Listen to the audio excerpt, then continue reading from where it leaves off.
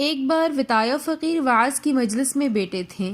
مولوی صاحب کہہ رہے تھے کہ رزق کا وعدہ اللہ تعالیٰ نے فرمایا ہے، وہ اپنی مخلوق کو ہر حال میں روزی پہنچاتا ہے۔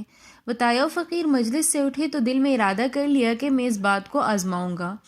چنانچہ دوسرے روز اپنا کام دھندہ کرنے کے بجائے شہر سے نکل کر جنگل میں چلا گیا اور جنگل میں ایک درخت کے نیچے بیٹھ گیا، اور دل ہی دل میں اس نے پختہ ارادہ کر لیا تھا کہ میں کسی سے بھی کچھ بھی کھانے کے لیے نہیں مانگوں گا، دیکھوں گا کہ اللہ تعالیٰ کس طرح مجھے روزی پہنچاتا ہے۔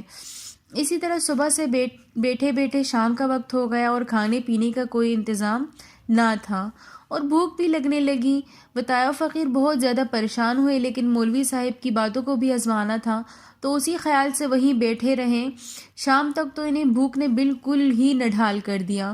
ایک بار تو جی چاہا کہ اس خیال کو دل سے نکال دے اور گھر جائیں، لیکن انہوں نے مولوی صاحب کی بات کو آزمانے کا پختہ ارادہ کر لیا تھا۔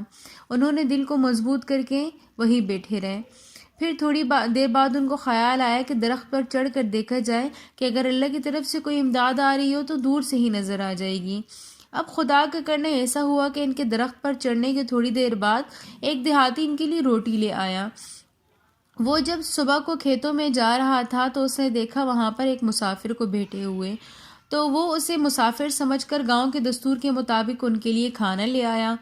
وطایہ فقیر نے اسے آتے دیکھا تو دل میں سوچنے لگا کہ واقعی اللہ اپنی مخلوق کو کسی نہ کسی طرح ضرور روزی پہنچاتا ہے۔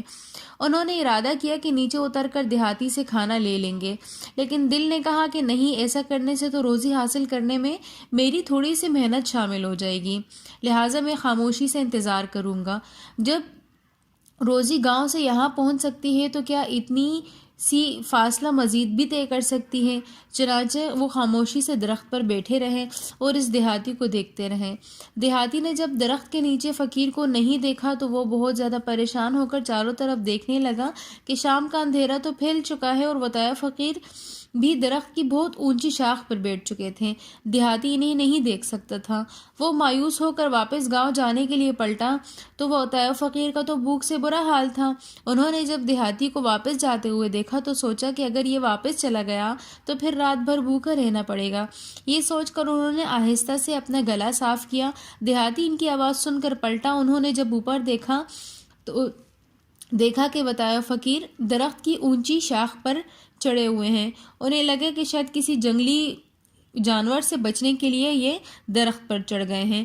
وہ خود بھی درخت پر چڑھ گئے اور انہیں کھانا دیا اور پھر اپنی راہ چل دیے۔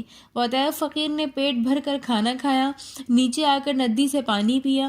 جب جسم میں کچھ طاقت آئی تو سیدھا مولوی صاحب کے پاس گئے اور کہنے لگے کہ آپ کی بات اس حد تک تو صحیح ہے کہ اللہ تعالیٰ اپنی مخلوق کو ہر حال میں روزی پہنچاتا ہے، مگر اس کے لیے مخلوق کو بھی کچھ حرکت کرنی پڑتی ہے۔ اللہ گاؤں سے جنگل تک تو روزی پہنچاتا ہے، لیکن درخت کے نیچے سے اوپر تک روزی منگوانے کے لیے انسان کو خود ہی گلا صاف کرنا پڑتا ہے، ورنہ رزق واپس چلا جاتا ہے۔